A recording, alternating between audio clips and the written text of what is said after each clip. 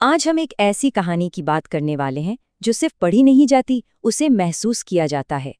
एक ऐसी कहानी जो इतना घना माहौल बनाती है कि लगता है उसे छुआ जा सकता है। तो चलिए इसके रहस्यमयी दिल में उतरते हैं। तो कहानी की शुरुआत हमें सीधे एक बेचैन कर देने वाले एक्सपीरियंस में फेंक देती है। इसकी शुरुआत देखने या सूंघने से नहीं होती, बल्कि सुनने से होती है। और ये एक जबरदस्त चॉइस है, क्योंकि आवाज हमारी कल्पना को ऐसे दौड़ाती है जो शायद हमारी आंखें भी ना कर पाएं। जो खाली जगह होती है वो हमारे अपने डर से भर जाती है। कहानी की बुनियाद आप कह सकते हैं एकदम क्लासिक हॉरर वाली है। एक जानी पहचानी जगह, एक लाइब्रेरी, एक नियम जिसे तोड़ना मना है और एक किरदार जिसके अंदर उसे तोड़ने की जबरदस्त जिज्ञासा है। और ये फॉर्मूला इतना असरदार इसलिए है क्योंकि हम सब जानते हैं कि मना की हुई चीज की तरफ एक अजीब सा खिंचाव तो होता ही है। तो कहानी का पहला हिस्सा पूरा स्टेज सेट करता है। यहीं हमें नियम पता चलते हैं, और ये भी कि दांव पर आखिर लगा क्या है। जरा गौर कीजिए कि इन नियमों को कैसे पेश किया गया है, जैसे कोई फुसफुसा कर बता रहा हो, अभी कुछ हुआ भी नहीं है, और हमें एक इतिहास का बोझ और एक आने वाले खतरे का अंदेशा महसूस होने लगता है। ये सिर्फ नियम नहीं है, नहीं, ये चेतावनियां हैं, उन लोगों की गूंज जो शायद पहले भी ये गलती कर चुके हैं। यहाँ से कहानी सीधे हमारे सेंसेस पर अटैक करती है। किरदार को अपनी स्किन पर एक अजीब सी सहरन महसूस होती है। ऐसा लगता है जैसे हवा में बिजली दौड़ रही हो। ये पहली वार्निंग है, एक फिजिकल सिग्नल कि कुछ बहुत बहुत गलत है। ये कोई मामूली पुरानी जगह नहीं, ये एक एक्टिव और खतरनाक माहौल है। ये लाइन बहुत जरूरी है। जब किसी बेजान चीज को इंसानी गुण दिए जाते हैं तो वो जगह खुद एक कैरेक्टर बन जाती है।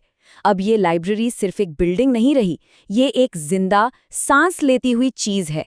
और उसकी पहली आवाज क्या है? एक आह, जैसे कोई दर्द में हो या थका हुआ हो। और बस उसी पहली सांस के साथ हम कहानी के दूसरे हिस्से में पहुंच जाते हैं। यहाँ से टेंशन लगातार बढ़ना शुरू होता है। तो वो रहस्यमयी आवाज फिर लौट आई है, लेकिन इस बार एक फर्क है। जैसे जैसे किरदार नीचे जा रहा है, वो आवाज और भी साफ और भी करीब होती जा रही है। उससे बचा नहीं जा सकता। अब वो दीवारों के पीछे से नहीं आ रही, वो तो हर जगह है, जैसे हवा में ही घुल गई हो। और फिर डर की एक और लेयर चढ़ती है। आवाज के बाद अब आती है गंध। और ये कोई मामूली गंध नहीं है, ये ऑर्गेनिक है, सड़ती हुई, हिंसक, गीला चमड़ा, सड़न और खून जैसा। ये शब्द सुनते ही दिमाग में एक बहुत ही भयानक तस्वीर बनती है। और यहीं पर कहानी का सबसे डरावना सच हमारे सामने आता है। वो किताबें, वो खुद जिंदा हैं।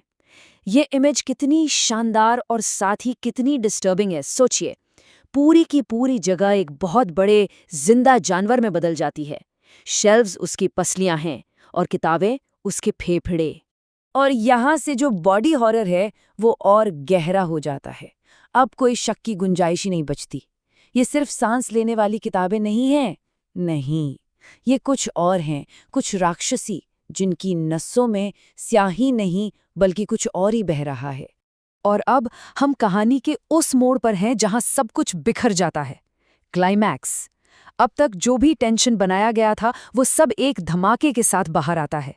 पूरी कहानी का दारोमदार आरव के बस एक गलत कदम पर है।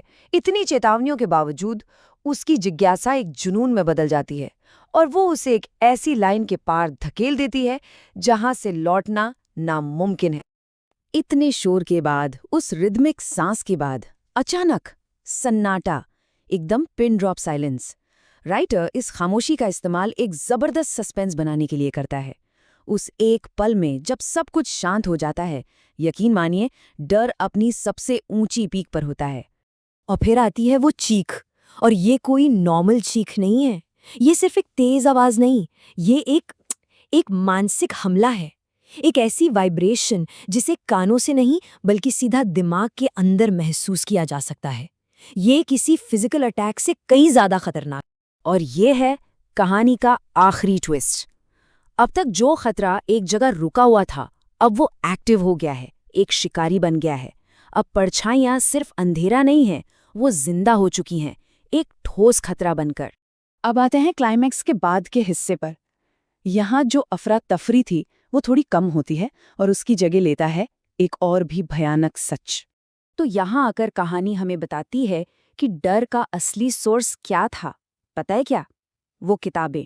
वो कभी भी असल खतरा थी ही नहीं। वो तो बस एक बहुत बड़ी, बहुत भयानक चीज का एक लक्षण थी, एक रिफ्लेक्शन। ये जो हमला हुआ वो फिजिकल नहीं था, बल्कि इन्वेसिव था। मतलब सांस के जरिए शरीर पर कब्जा। ये सिर्फ डराना नहीं था, ये एक तरह का टेक ओवर था। और हथियार थी हवा। तो चलिए अब कहानी के बिल्कुल आखिर में चलते हैं और देखते हैं कि उस जगह से भाग जाने के बाद भी वो डर कैसे जिंदा रहता है। ये जो टाइमलाइन है ना, ये बहुत ही शानदार तरीके से दिखाती है कि डर कैसे धीरे धीरे बढ़ रहा है। असली हॉरर लाइब्रेरी में नहीं था, नहीं, असली हॉरर वो था जो वो अपने साथ, अपने अंदर ले आए थे। अब खतरा बाहर नहीं, बल्कि अंदर है। और कहानी खत्म होती है कंट्रोल की पूरी तरह से खो जाने पर। अब किरदार का अपना शरीर ही उस चीज का घर बन चुका है। उसकी अपनी सांस अब उसकी नहीं रही। और यही है इस कहानी का आखिरी रोंगटे खड़े कर देने वाला सबक। ये हमें एक ऐसे सवाल के साथ छोड़ जाती है जिसका कोई आसान जवाब नहीं है। और ये हमें याद दिलाता है कि कभी-कभी सबसे डरावनी जेल हमारा अपना शरीर